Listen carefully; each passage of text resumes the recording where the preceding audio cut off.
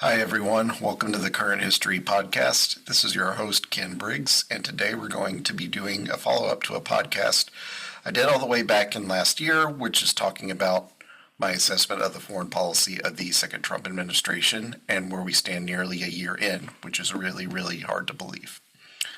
So, unfortunately, I don't have a guest, so this is going to be an hour of me talking, so just be prepared for that and know what you're getting into. One area I'm really going to focus on is where my research aligns perfectly with the Trump administration's focus on foreign policy, and that's this focus on critical minerals. So I did my capstone project at Harvard on the monopoly of the silicon refining industry that China has. So when we're talking about critical minerals, we were talking about the key ingredients and raw materials that go into the AI industry. So chips, basically. Silicon is used as the base metal for chips. There are large sources of the raw ore that silicon is extracted from in the United States, so we have a lot of mining here.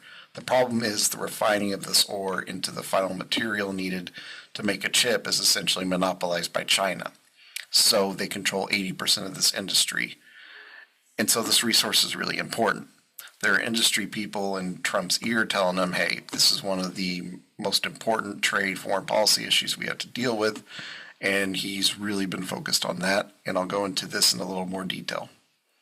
So basically, well, that is the focus, or one of the topics I'm going to go in depth on. The topics we're going to talk about today are basically me giving an overview over Trump's foreign policy style, which is a clean break with his predecessors.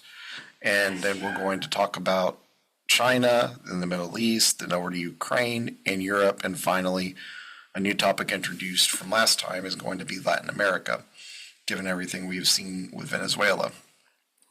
A lot of drama there. And then we'll see, okay, how's Trump's tariff and trade strategy working out? What's been the fallout of the cabinet shuffling that happened midway through this year? And then immigration policy, an area where domestic policy and foreign policy come together. And then finally, just the outlook. How are things going to play out leading up to the midterms when the U.S. political environment is going to get its next reshuffling? So moving on to our first topic, Trump's foreign policy style. As I noted before, Donald Trump's foreign policy style is basically on two tracks, the personal and the bureaucratic. So what do I mean by this? Well, there's Trump's personal diplomacy by tweet, where he announces things based on whatever ideas in his head that he thinks is the best thing to do at the time. That's just kind of his style, improvisational, transactional. Let's take advantage of something that pops up, which has its strengths and weaknesses. And then there's the bureaucratic. So it's, what is the National Security Advisor doing today? What is Marco Rubio, the Secretary of State, doing through the official channels of the State Department? And those tend to operate on two separate tracks, where you have seen on some things significant continuity with the Biden administration, and on other things a clean break happening to essentially go along with what Trump wants, which really happened with U.S. aid and things like, where there's not a direct transaction going on that's obviously in U.S. interest. And so there's this idea that Trump's volatility with his personal style is part of this madman foreign policy concept, basically where he's being unpredictable. He's acting like a crazy guy so that the other guy doesn't know what he's going to do.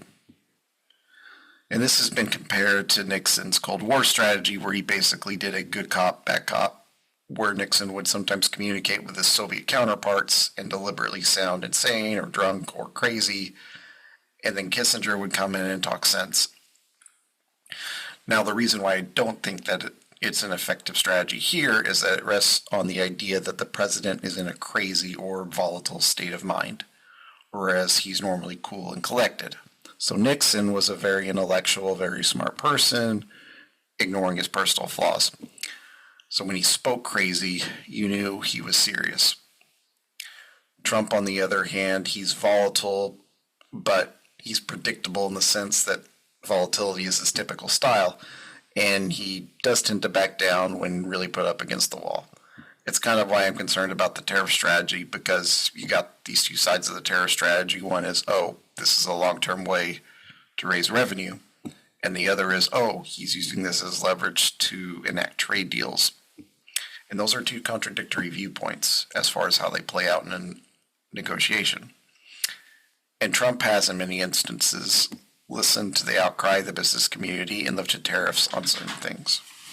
He's done this most notably recently on essentials like groceries, coffee, things like that people use every day because of the political downside of those things going up in price, getting into the midterms. So I think what I've seen and what I've seen from other world leaders is they don't really react too much to the volatility. Kind of the way to deal with him is to basically, I don't want to say kiss up to him, but basically give them a nice press release, give him a gift, give his family some money, and then ease up and the more traditional bureaucratic process starts to play out. And that's what I've observed so far on foreign policy. And you've seen him really motion at really shifting things, such as initially in Ukraine, where he's been basically trying to push them into a corner to end the war quickly. And then that has kind of petered out. And again, you're seeing a lot of continuity with the previous administration now as far as actual executed policy on Ukraine. So speaking of that continuity, I think one place where there is a major continuity with the Biden administration is the focus on China and on correcting our trade relationship with them. There have been some good things happen on that front in the last week. And I'm going to get into this more, but China tends to use its critical minerals dominance as leverage. And it recently suspended exports as part of this recent trade spat. And Xi Jinping in China recently met with Trump, and they're working on getting some of that reversed. And this is where I think there is a break, and that is with the previous administration, and that is with the president's broader focus on trade deficits. I don't think anyone really going into it took his threat of tariffs seriously. But I think the Liberation Day tariffs, and I know they were a while ago, but I haven't commented about that yet. I don't think anyone expected their extent. And now that we've had that initial shock to the markets, I think everyone's kind of settled into a negotiating pattern, and we're at a patchwork of tariff policies that are starting to look a little more reasonable. But I don't feel that the uncertainty and chaos engendered by this has been helpful to business here. The short term were helpful to the United States diplomatically in the long term. And I think the one thing that does help, ironically, is the short-term nature of these deals. And, 4 years is a drop in the bucket as far as negotiating a trade deal that can take decades. But Trump has basically said that we're going to declare this emergency, and then under this authority implement these tariffs, which is dubious legally, and it's why this has been playing out in the courts recently. And I think China is sitting back and saying, well, this guy is going to be out of office in 4 years, 3 years, and the midterms aren't looking that good for the Republicans, so I'm sure when Democrats come back into power, they'll probably try to poke holes in this tariff policy. So China's probably thinking we could sit back and just wait this out for a few years rather than really, really force the issue. And then you can try to warm up Trump a little bit and get him to soften the blow in the short term. But I really don't think these countries making these agreements expect the tariffs to be in place as they are today in 3 years. And I think the American public, when they really see these price increases and you're really starting to see them, it's really going to be a long-term shift into pro-free trade for the next generation. And a big part of why Trump won in the first place was running on lowering prices, and his policy on tariffs is doing the exact opposite. But anyway, there's a lot of focus on China. There's a lot of focus on the Asia Pacific. Trump recently did a meeting with ASEAN, which is Association of Southeast Asian Nations, and I'll get more into this. There are trade deals he's put into place with Malaysia and with Australia, basically to help curb the critical mineral supply chokehold that China has. So I think with respect to China, it's been a mixed bag, and I think the net results of these policies, as they'll play out over the years, is going to be basically continuity with what Biden was trying to do, which was to mitigate the admittedly unfair trade practices China was engaging in, basically taking advantage of our free trade stance to build their own industries, steal our intellectual property, etc. Now, as far as a broad reversal of the trade deficit that Trump was attempting, I don't think that's going to happen. And I don't necessarily think that that is inherently a bad thing. I know it's more complicated, but it's like saying I have a trade deficit with my grocery store because they get more of my money, but I'm still getting something in return. So the trade deficit is a catch-22. It's also really tied to monetary policy and inflation, but that's a whole other subject that I can do a podcast on. Now, an interesting thing he did do in the last week is Trump did his engagement tour with Central Asia. So in Central Asia, you have the Stan countries, which were formerly part of the Soviet Union, so Kazakhstan, Uzbekistan, Turkmenistan, Tajikistan, and Kyrgyzstan. He concluded a deal with Kazakhstan, and why that's important is Kazakhstan is part of what's called the Ancient Silk Road, which is the road from basically the trade route from China to Europe. Kazakhstan has, or is, a huge oil producer, and all the pipelines for its oil run north up through Russia across to Europe. Right now, there's an effort to build pipelines to a port on the Caspian Sea across the Caucasus, through Azerbaijan, through Turkey, and into Europe.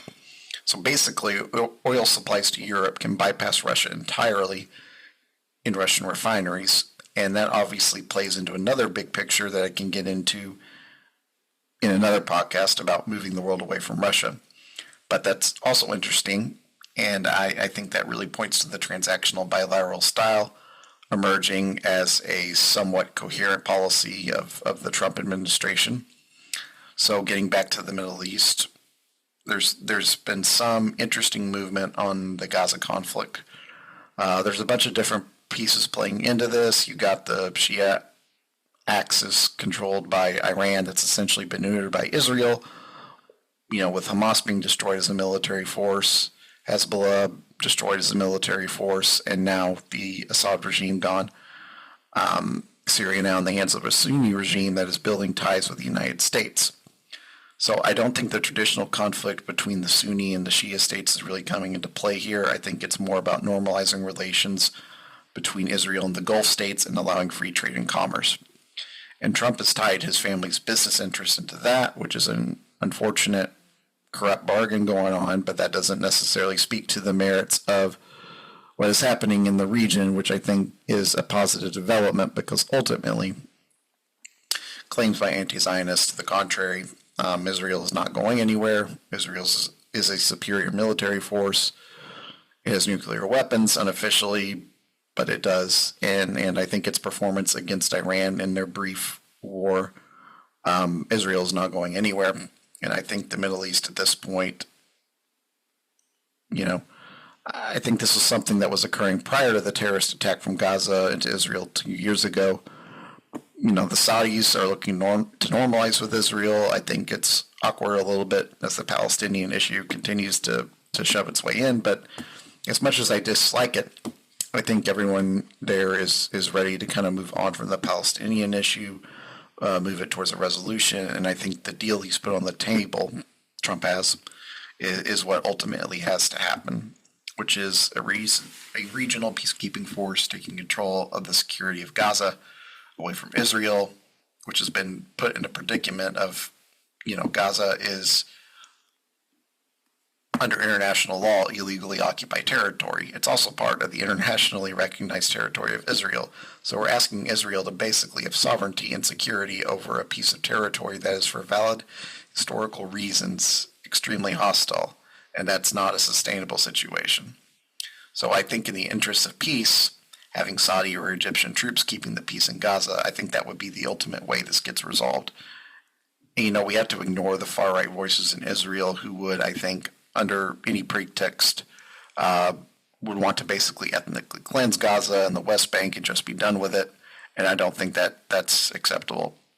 So I think the traditional foreign policy of the U.S., this traditional two-state solution policy that was inherited by Trump, I think it's been positive for him to shake that dynamic up because it was untenable. So, because the diplomatic arrangement that arrangement there with the two-state solution was not going to work. Israel could not maintain control of that territory. And so I think what's going to happen is we're just going to make peace and just trade. And I don't think that would be a bad thing. And increasingly, the tariffs problem is more an issue for the Sahel region of Africa, which again, I think Trump is trying to get involved with a little bit because of the critical minerals resources in that region. And it's an example of how Trump perceives the commercial interests of the United States. And that's where he will act. So the next area I wanted to talk about was Ukraine and Europe. And one of the first places I can scorecard the Trump administration is on his effort to end the war in Ukraine.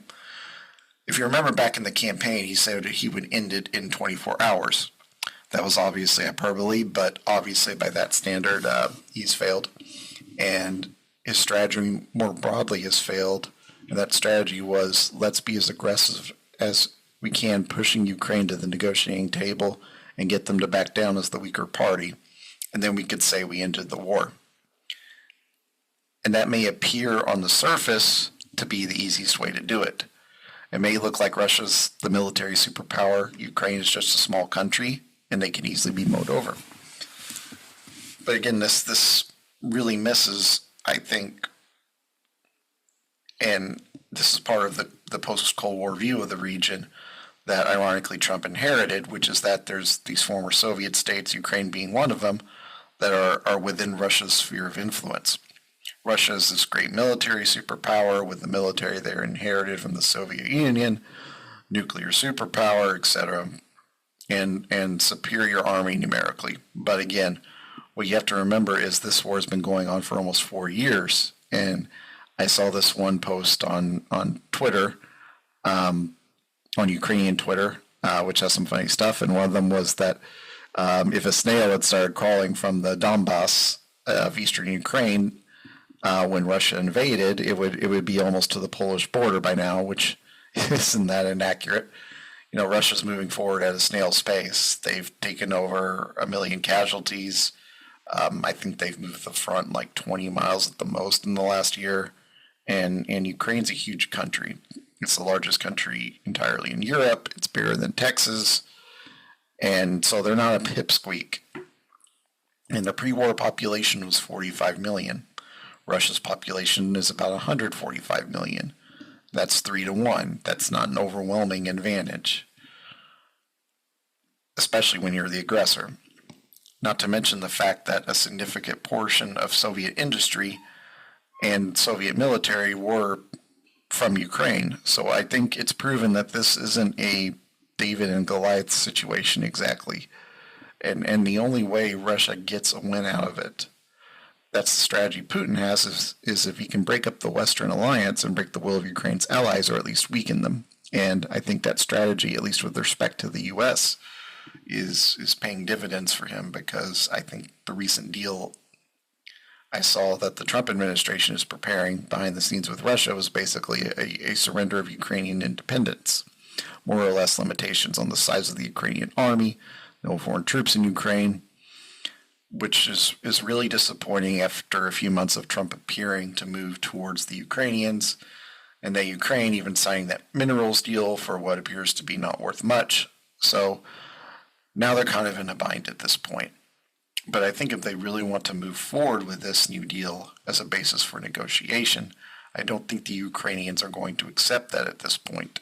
I know there's polling of Ukrainians that show support for the war waning, but I really don't think that they'll accept something that basically gives Russia a chance to limit Ukraine's military, so that in 5 years they can come back and take the rest of it.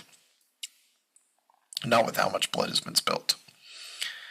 And that's been the problem with Trump's strategy from the beginning. He treated it like this is a negotiation between the United States and Europe as a bloc with Russia. And it ignores the fact that Ukrainians have interests. They're a country too. European countries have interests. And if the U.S. withdraws support from NATO, as it has been signaled, then those European countries will begin to assert their own interests.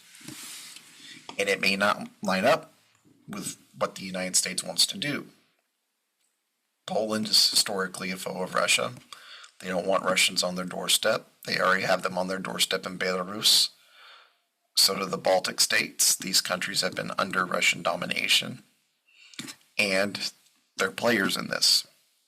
And you're not going to get a sustainable deal if you don't consider the interests of all the players. And so that is the big blind spot in this whole strategy. And I don't see for the rest of this term anything but a stalemate or freezing of the current line of control in Ukraine. And I think that's frankly where we're heading. Because you can say no foreign troops in Ukraine, but the war's ongoing, that deal's not in effect, and I think you would see troops from France and Poland in Ukraine, even if the U.S. decides they're not going to support it. Because again, it's in their interest. In France, they have a big army, they have nukes. Poland has the biggest standing army in Europe that's not Ukrainian. And the British have a pretty good army and nukes. Germany's announcing giant increases in military spending. And so I think ironically we're going to end up backdooring into one of MAGA's goals, which was removing the U.S. from its security guarantor role in Europe. But what they're not considering is that this also means we're not going to be able to call the shots in Europe. So catch-22 there. So moving on to an issue I did not discuss in that first podcast or region, which is Latin America, and that's arguably where I'd say the good chunk of the action from the U.S. perspective is happening.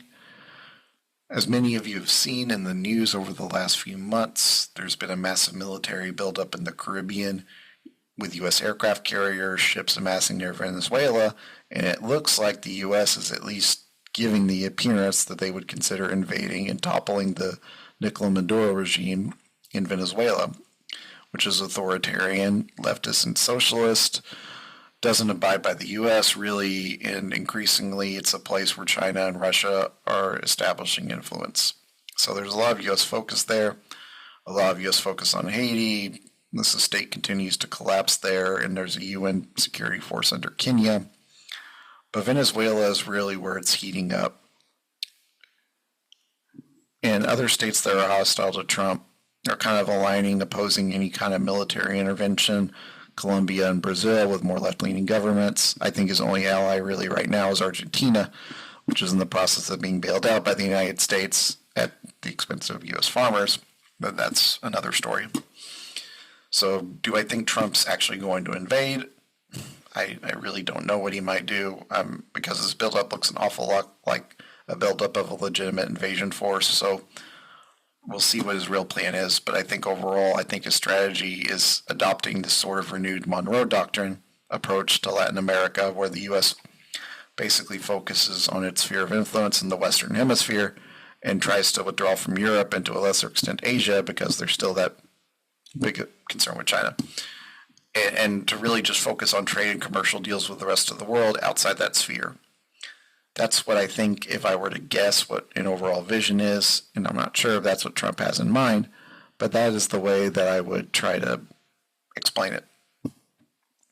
And there are other U.S.-centered concerns in Latin America, specifically stopping the flow of illicit drugs, though that threat from them coming up from the south, the southern border, is overstated. It's still a problem.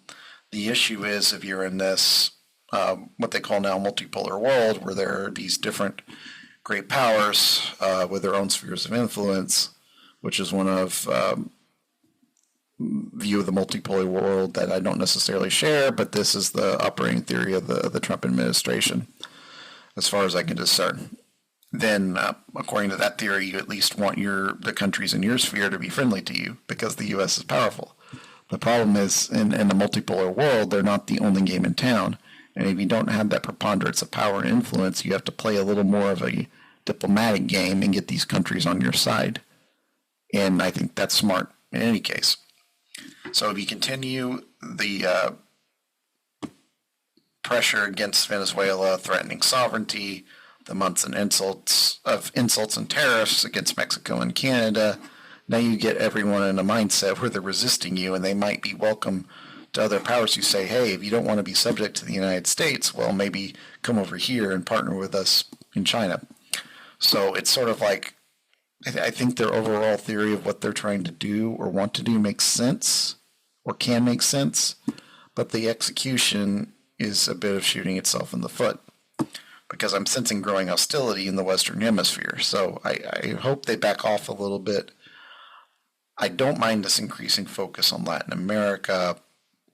In fact, I think it needed to happen, especially with Russia gaining and trying to create more inroads in the region.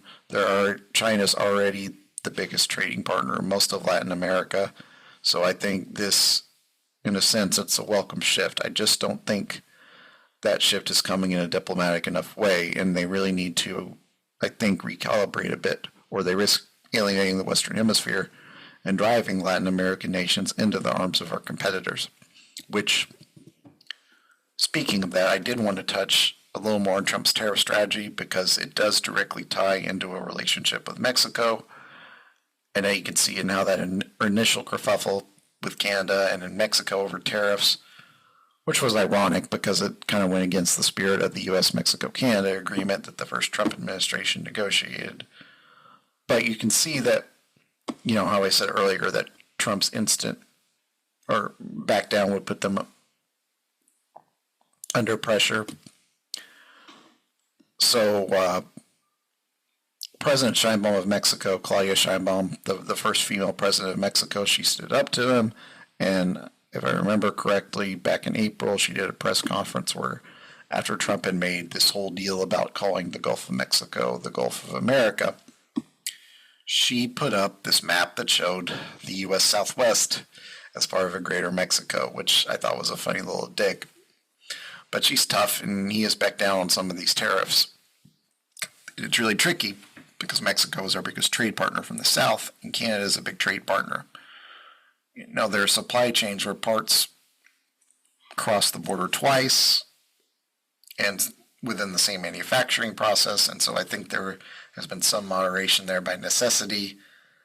And again, this kind of played out with Canada as well, where Mark Carney, who has turned out to be a significantly stronger leader and more serious than Justin Trudeau, has played out the same strategy. He stood up to him, and now you're kind of starting to see some moderation of the tariffs, and they found some places to work together and give Trump a win, and so now we're back to the original, for the most part, Liberation Day baseline 10% tariff, with exceptions on a few products. And so again, I was always skeptical of this whole Liberation Day strategy, across the board tariff strategy, and I think that skepticism, I may have been a little too skeptical because I think it's worked out a little better than I thought, but again, the ball was on the floor as far as how I thought it would work out. So, two ways to look at it. But I think you've seen a lot of countries move Trump's direction and try to play ball with us. More than I thought initially. It looked like a bunch of different countries would band together and form their alternative trade blocs, the Trans-Pacific Partnership, the renewed version. I forgot the acronym for the moment, but that they were going to bring China in and try to box out the United States. I think that worst case scenario is not played out. I think that each country has decided to kind of look after its own interests as far as working with the U.S. on a bilateral basis. And I think that is the most positive outcome that could have come from this. Because now the U.S. isn't as much structurally weakening its economic and diplomatic position. It has caused itself some erosion as far as soft power and trust. And that will have its own consequences, but it's not going to be Armageddon, which, if you had been paying attention to the stock market on Liberation Day, you might have been convinced was going to happen. So that's a good thing. Now, do I think that Trump's overall goal of reducing the trade deficit is going to happen? No, at least not in this term. That's something that took decades to make, and it will take decades to unmake, which is why I think having a sudden shock strategy was unproductive. He could have skipped over this whole shock thing and just said, we're going to add this blanket 10% tariff, and then go country by country with no fanfare and start raising and negotiating the tariffs. But that's not Trump. He's a showman. He's the reality TV show guy. So that's not the path that he chose. And again, the broader economic effects, though, of tariffs, the, I've seen different arguments for what a tariff is. I've heard some people defending it, saying it's not really a tax because you can choose not to pay it. Well, not necessarily, because once the thing, things you buy are made with foreign parts or have foreign parts in them, in any way, it is still a tax. I've never seen a tariff not classified as a tax. It's just a special kind of tax on imports, and that's all it is. And it is paid. Some of it is passed on to the country that exports it or the business that exports it, but technically the tariff itself is, and I worked for a company where I had to deal with this directly. The importer is the country writing the check to the U.S. Treasury. That's where the money's coming from. Now, maybe they'll go to their exporter and say, hey, can you eat 25% of this tariff for us so that we don't have to raise prices as much for consumers and you can keep your market share in the United States.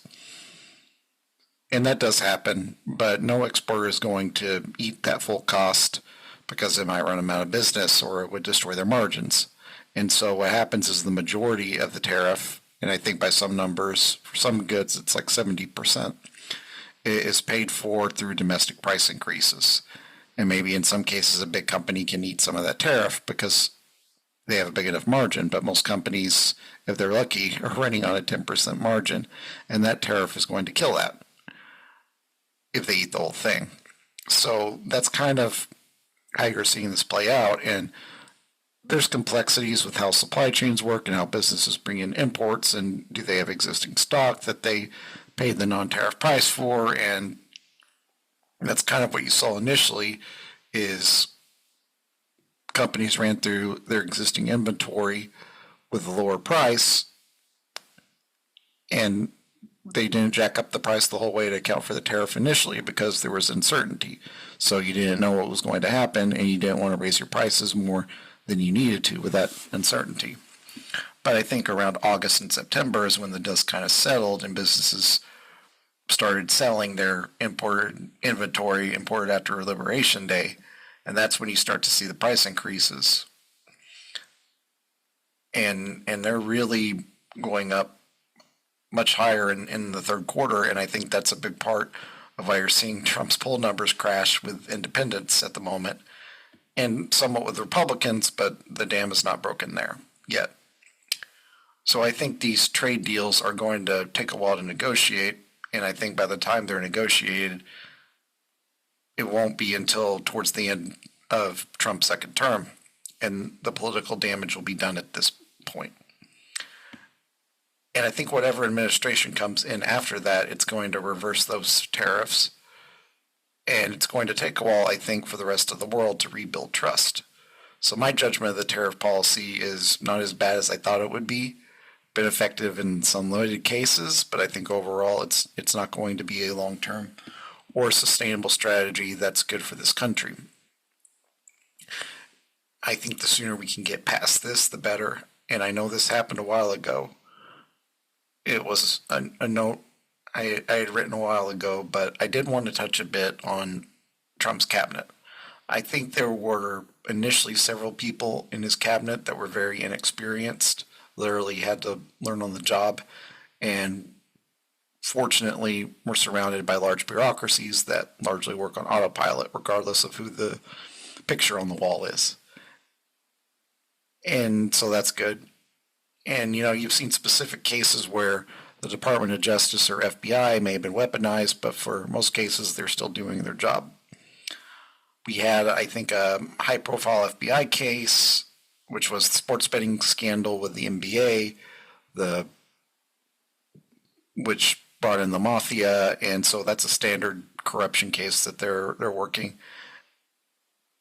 And DOJ is definitely being directed to investigate or announce investigations on particular individuals who are hostile to the president or who the president perceives as hostile. So basically the composition of his cabinet is people who are very loyal to Donald Trump, willing to go along with his whims, and people who are in the good graces of Stephen Miller, who I think is the person primarily responsible for domestic policy and immigration policy, and with some foreign policy influence, but I think it's more limited there.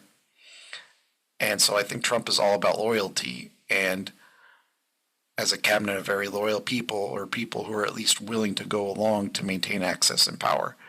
And so I don't think there will be any changes at this point. I think the early drama was from an experience, and the Mike Waltz thing in particular, who was the national security advisor, who was fired after posting classified information in a signal chat, which this happens frequently. But I think there were people who wanted him out of there because he represented more of the traditional Republican voice, and they found a good pretext for that. So Exeth probably here to stay. Rubio definitely here to stay. I think Rubio has a tremendous amount of trust from the president and is being allowed to largely handle foreign policy. There's one foreign policy expert, Elbridge Colby, in policy planning, and he has a lot of influence along the nationalist realist line. We need to focus less on Europe, focus more on China and on Latin America. And that aligns generally with Trump's approach. I think a lot of the national security team has internal politicking going on over domestic policy. So going back, and I know this was months and months ago, but again, I hadn't commented on this, but going back to the tariff policy, there were people in the president's ear who really supported tariffs from an ideological standpoint.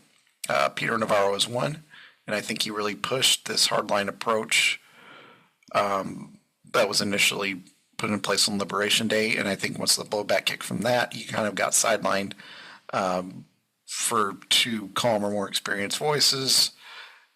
And I don't know what the internal operations of the administration are. It seemed to me like Scott Bessent, the Treasury Secretary, and Howard Lutnick, the Commerce Secretary, were kind of in a good cop, bad cop routine in the press. And it seemed like Lutnick was publicly pushing this hard line. Then Bessent would come out and say, oh, well, we're really wanting to negotiate and get these trade deals done. And, it's like we're not, because he doesn't want to give away all our negotiation leverage because of that, so Lutnick comes back out, right? So it's kind of been interesting to see that back and forth. I think Bessent is a much better communicator in public, which is why you've been seeing a lot more of him on TV rather than Lutnick, because I think Lutnick was scaring the markets. Bessent is an ironic choice as a cabinet secretary because he did spend most of his career working for George Soros, but I think he's a steady hand who can navigate difficult personalities.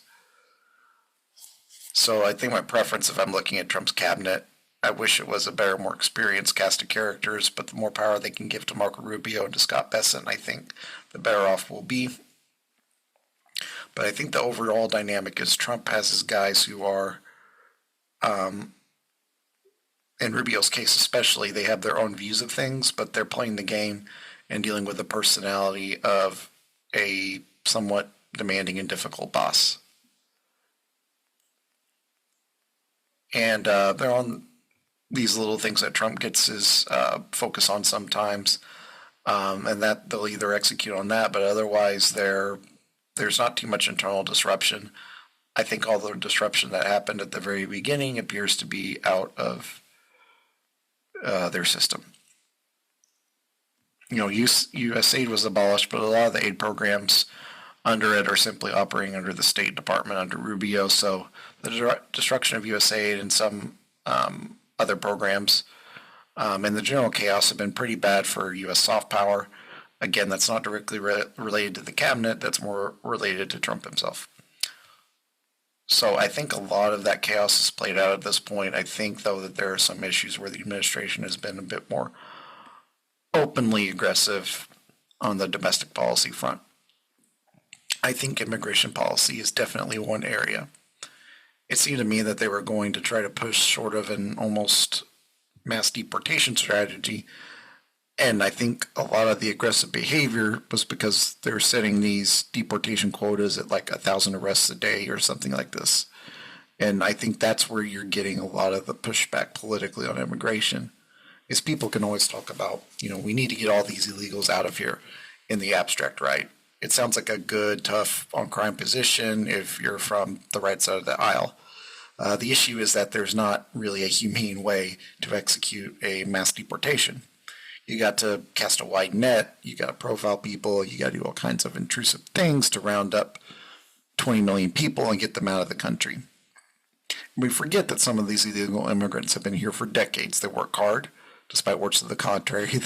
They do pay taxes, like they're paying sales tax whenever they go to the store and buy something. If they own property, they're paying property tax. If they're, a lot of times when they get hired under fake social security numbers, the employer is still paying withholding tax and Medicare and social security tax. So they're paying taxes, and then on the flip side, they're not eligible for many benefits because they're here illegally. So I think most research, and I'm spending time on this because I think it's really important to focus on the humanity of these people, because I think that is really getting lost in all of the discussion. They work hard, very few have a criminal record. They're just here trying to make their lives better. And I've seen research that on net, any illegal immigrant is a net contributor of taxes, whereas domestically, there are certain populations who aren't. So we do need to remember, getting past all the questions of do they contribute more, do they take more, we need to remember these are human beings with families, children, parents. They're just, for the most part, trying to make their lives better. Now, if someone is arrested for a crime and they look up and, he's here, the person's here illegally, then I don't really have a problem with them being deported. And frankly, that was already happening before Donald Trump. And I know some of these things, not to get into too many details, but from personal experience and knowing personally people who ran businesses and who at times unwittingly hired illegal immigrants. I know one case where someone was arrested for participating in a bar fight and then deported. So I certainly don't have a problem with that. But funny enough is this occurred during the Obama administration, and Obama was ironically named in some far left circles as the deporter in chief because he deported more people than any other president. And I think initially in Trump's term, deportations were occurring more slowly than they did in the Biden administration. And I think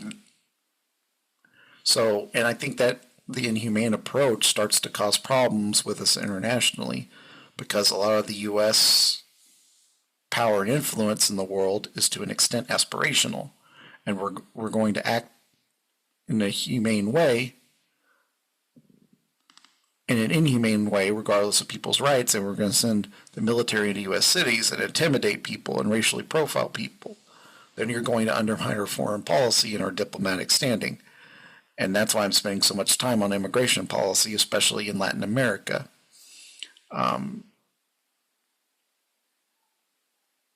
And because we're talking about Latinos, and there's a camaraderie there with Latin America, and that's going to undermine our policy in the Western Hemisphere as well. It's different than, say, China. We know who they are. They're an authoritarian state. People's rights are violated. That's fine. They don't, we expect that. They don't have rights. No one who's engaged diplomatically with China is going to be surprised about that. But it really puts a stinge of hypocrisy on us if we act that way. And so I will say that on the objective metric of slowing down illegal immigration, which I do think was out of control under the Biden administration, and I think they were too slow to get on top of that, we're not having waves of encampments on the borders anymore, because you kind of follow the scared straight approach, and that's part of the logic of doing the inhumane things like deporting people to Uganda, which I understand he's trying to look tough on crime, but that's just, to me, counterproductive cruelty. Like, you don't have to go that far. But if we're looking at success, we've stopped border crossings. So I guess that is one success for the Trump administration to point to. But again, in the big picture, I'm afraid this level of aggression is going to backfire. So much for immigration. So now we're just going to kind of taking a step back and looking at the overall picture of what's going on here. I think the world in the last few months was moving towards a scarily violent time. It looked like there was going to be a war between Israel and Iran. Obviously, you have Russia and Ukraine. You have the conflicts going on in Africa, which do not get their due attention for their scale. The one in Sudan, I think, is arguably the worst ongoing conflict in the world from a humanitarian standpoint. You know, China and India were kind of getting tense. I think in the last week you're starting to see tensions ratchet up between Japan and China over Taiwan, but it feels like chaos has kind of settled down.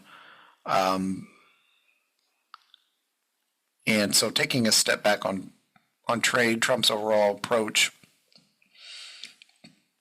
if I'm looking for an overall theory, it's commercial, transactional, bilateral. Let's talk to Malaysia, Australia, Japan, if Saudi Arabia, if they have something that can offer us. I think Russia, even in that context. So it's an unorthodox approach that doesn't necessarily respect the traditional shape of U.S. foreign policy. And I think some of that shakeup was welcome, in many instances necessary, but I don't think Trump's the guy to bring those disruptions back into a more coherent policy that's going to operate for the U.S. going forward. I think the next couple of administrations will need to figure that one out. And tariffs in general, there's that battle between the true believers and the negotiators, the people who think tariffs are a tool to reduce the trade deficit, which is an ideological end goal of MAGA economic policy, and then the people who want to negotiate better trade deals with the U.S. And I think the negotiators are more temperamentally aligned with Trump, and I think they've decisively won out in this case. And like I've already mentioned, the tone from Trump, at least on the foreign policy front, is moderating, so there's less rhetoric about the world screwing us, but I do think a lot of the soft power damage to the U.S. is done and will probably take years to recover. Hopefully not, but I'm afraid that's kind of where we stand there. And like I said, with tariffs, Trump appears to have backtracked on some of the worst policies. I think we've gotten the NATO defense spending increase that he wanted, and I think that's definitely a success of Trump's second term. Getting that defense spending up to at least 2% for all countries. Germany been rearming, and now that that's happened, he's kind of backed off on the U.S. withdrawing support from NATO. And I think now there's this balancing act where you have the MAGA true believers who want the U.S. to just leave Europe completely on its own, to the people who understand that when we leave Europe on its own, then we don't have leverage. So it's a balancing act, and one that I think Trump is uniquely positioned to balance, just because of his goodwill with his base. But the worst of it, I think he's backed off. Now the issue here is, and what was important for the U.S. to moderate, is the uncertainty or the idea that the U.S. is going to withdraw. That uncertainty itself creates sort of an invitation for a country, let's say like Russia or China, to kind of push the envelope a bit because they see a power vacuum or the appearance of one in chaos. And that's always, when you have a situation where you have an established power like the United States and you have revisionist countries that want to upset the apple cart and revise things in their interests, well, it goes back to a concept that comes from Game of Thrones, which is that chaos is a ladder. So for the establishment, chaos is a bad thing. It's their biggest threat. Whereas to someone who wants to move up the chain, that chaos is a prerequisite for them to make a move. And so that's when we talk about appeasement being like an invitation. It's because a rival sense weakness and they pounce on it as an opportunity to increase their power. And that's very much the realist viewpoint, and I think it's accurate when you're dealing with great power competitors, like China is with the United States. So the trick is to gradually reform the system, but to do it in such a way that the necessary chaos of that process is limited. And that's a very delicate, difficult dance. And I think in many ways, someone who's opportunistic and transactional can navigate that in a better way than a traditional diplomatic approach.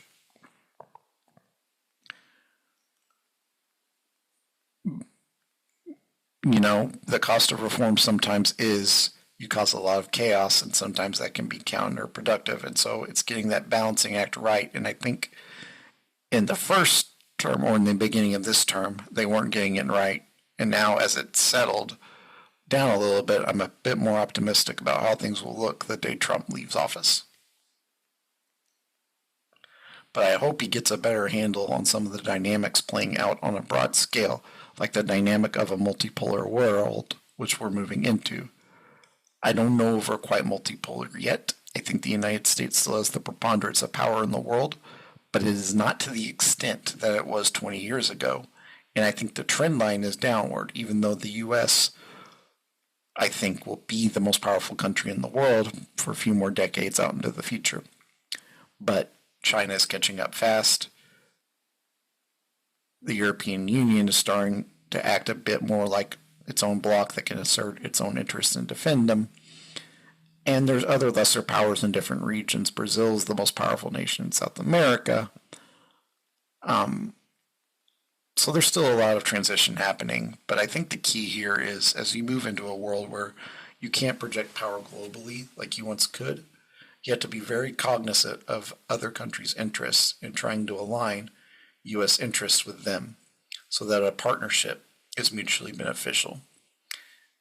And the amount that the U.S. is going to have to give to make those partnerships is going to gradually increase. And so you need diplomatic capital. And this is not the time to be undermining it because you're trying to assert U.S. power in the Western Hemisphere.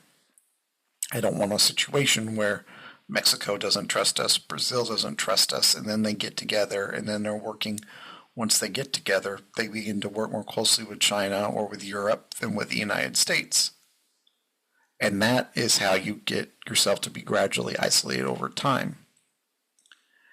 And so I think a lot of the disruptions from Trump's administrations were welcome and necessary, but I think we're going to have to figure out how to moderate this and create a strategy that adapts for an emerging multipolar world. In a contrast to the 30 or 40 year post-Cold War period where the U.S. was by far the most powerful nation on the planet. And I think at this stage we will need a correction to avoid a long-term negative outcome. But I think Trump has started to do that. And, we'll see in the coming months whether he can learn to moderate his approach and his disruptive habits more. So thanks for joining me for this, marathon podcast of me on my soapbox. Podcast going forward is going to be a little less of that and more of a mix of guests. My next guest is going to be, actually as a preview, is one of my teaching assistants at the Harvard Extension School, Don Parker, who has a lot to say about education policy. But we'll get to that in the next podcast. So again, thanks for joining. Thanks for listening wherever you listened. Thanks for listening from wherever you are. Please like and subscribe on our Substack. Again, substackcurrent-history.com. You have the option to sign up for a subscription for $5. There are also options to donate more if you would like to support this podcast. If you're a business owner, a solopreneur, and you're listening to this and you would like the opportunity to sponsor this podcast, feel free to reach out, drop me a message, drop me a comment, and I'll reach out to you. But in the meantime, again, thanks for joining, and this is Current History.